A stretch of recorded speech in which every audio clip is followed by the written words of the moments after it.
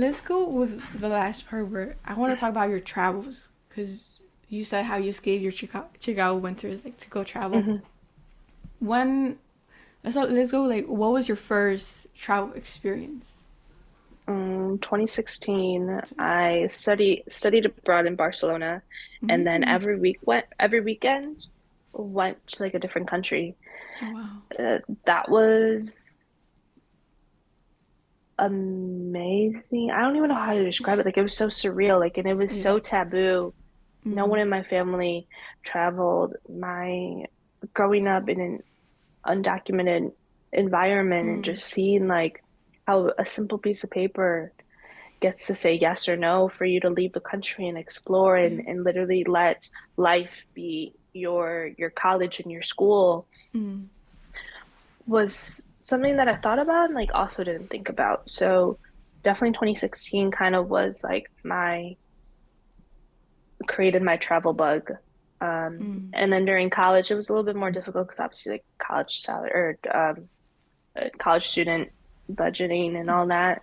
Um, so then after that, and I guess more recently, as of September, I've been to Peru, Colombia, Cuba, Costa Mm. Rica, LA a couple times, and it's like I always hone in on like Latin American countries of like one, it's amazing to see how like our culture is like intertwined, but individually it stands on its own 2 feet Mm.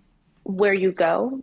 And especially just always connecting back and like keeping up with my Spanish is something yes, I could talk to my mom each and every day about in Spanish, but Mm. going to a different country and fully immersing yourself into the culture and the food and the language is a beautiful thing that it's one of my reasonings to travel. Um, but then also like to an extent, like my mom travels through my eyes, and sometimes I feel guilty and I wish I could bring her up in my little suitcase and take her with me. But I've gotten a lot of backlash for traveling as well because one, it's like, shouldn't that money be put into your family? Like I've been told that. Um, I've been told, I think it was a joke. Hopefully it was a joke, but there's always some truth in jokes. I'm a drug dealer and that's how I have money. I there's a lot of toxic people in families. Oh my Um, god.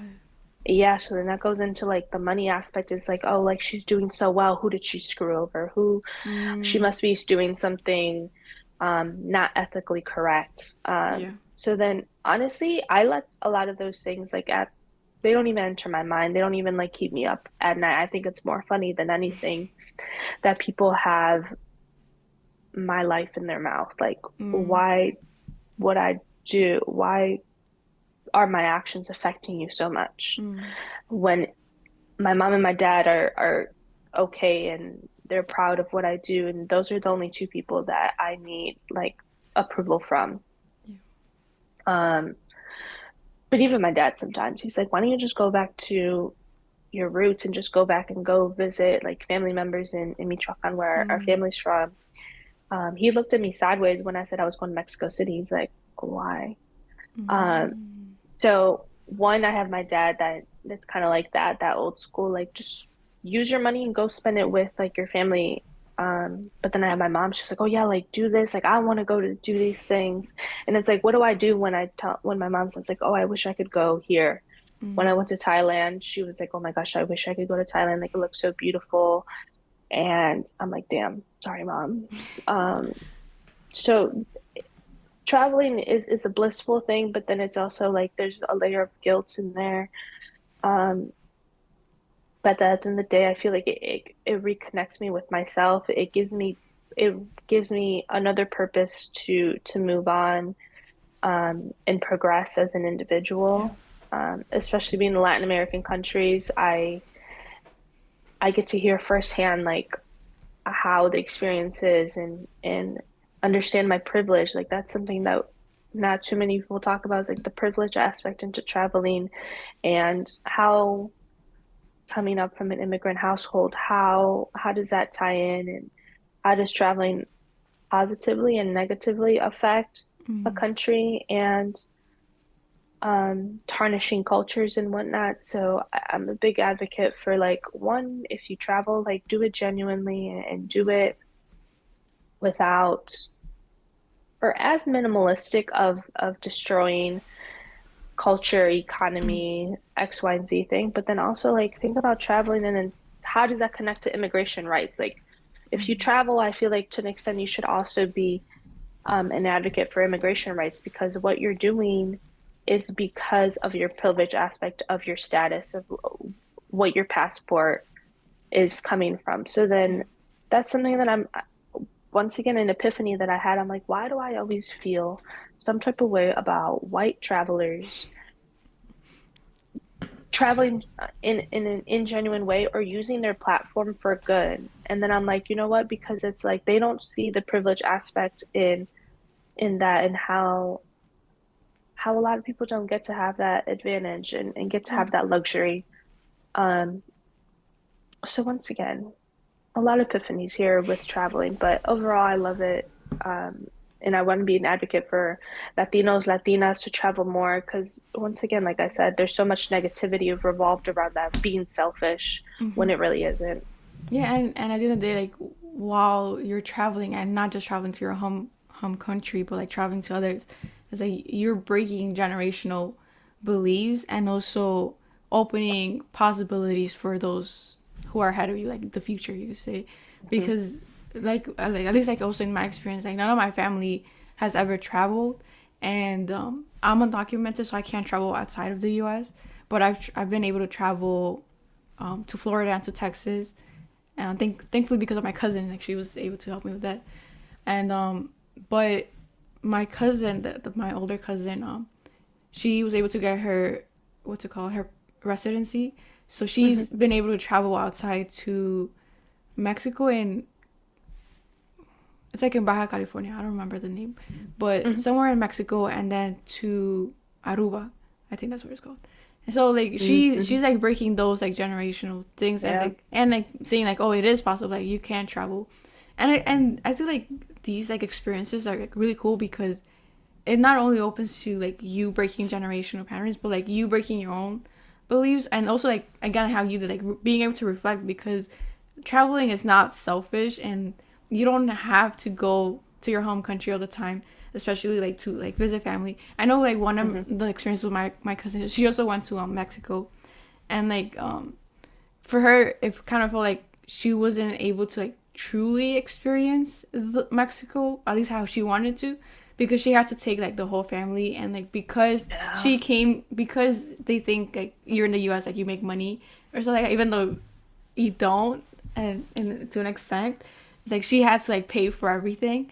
Yep. So that was Yep. like, so she was like I want to see my family, but like this aspect of like me having to spend money for them is, it's not like Mhm. the best, because it hits like the finances too.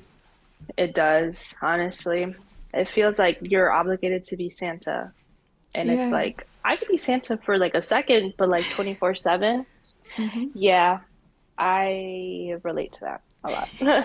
Yeah, and I am. And for me, I have since I'm undocumented, I have DACA though, but right now I'm working on my advanced parole. So hopefully by some point this year, I'm able to go to Mexico to see my grandpa. But like even then, Mhm. like don't tell the government, but I want to like go outside, like to travel like areas around Mexico. But hopefully that happens. I Because hope I it yeah, does. I always had like that travel like I think it's like there's like those things where like the things that you have, you like don't take for granted, but the Hmm. things that you don't have, like you take, Hmm. or something like that. And for me it's like Absolutely. because I'm not able to travel, it's like, oh, I want to travel, like I want to go out. You have But the urge to do it more, I yeah. know. So I'm a little in between where it's like I not a lot of people like look at travel and they're like, oh, anyone could do it, like you could do it at a low budget, but it's like money isn't the only obstacle for a lot of individuals. So then I had to grow up with people adjacent to me that are undocumented. So it's like I could still have this liberty to move forward and do these things. But then I'm like, wait, but then like I'm always reminded of like a lot of people that aren't. So once people have that mindset, I feel like there could be a lot of progress in immigration rights, hopefully, because people don't put themselves in those positions, and it's like you want to do these things, and it's like, okay, you just pick up your passport and then you go. But it's like, Yeah. what if you don't have a passport? Like, then what do you do? Becky? Mm-hmm. Becky. That's funny. Yeah, there's who it was with Sylvia. I don't know if you heard about Sylvia the Nomad. Like her handle is like Sylvia the Nomad. She's like she does van life. So we were also talking about that how Oh, yeah, because she like does like a lot of traveling. But yeah, it's like pretty interesting. Like for me, it's like really interesting like to have these conversations like with women like you or like women who have different careers and in this case like traveling, because it really like opens up the conversation and like the experiences that people have. It's not always gonna be it's not always gonna be the same. And hmm we also like talk about how like representation like, is like really important, like in any industry, in any niche really, and in the travel niche is we were talking about travel niche specifically on representation, which is like pretty like it has to be done more. And we were talking about how if you don't see like yourself like these social medias or yeah, social medias mostly, like you try to do it yourself. And even like with me, like let's say like I want to see more like undocumented undocumented or DACA recipients like traveling more, like even if it's like in the US. hmm But I've always had like that how you say controversy in my head where like do I really want to go and like to other states in the US where like they're not even like allowing me to travel. So like that hmm rencor type of thing, like do I really want hmm to do that? But it's like that's like my only option to travel in a way. So I don't know. Those are like conversation I have with myself. Like, do I really want to go out and travel to other states? Even though like hmm some are like really pretty. Like I see like some social media posts and it's like, oh, I want to go there. But yeah, those are conversations to have.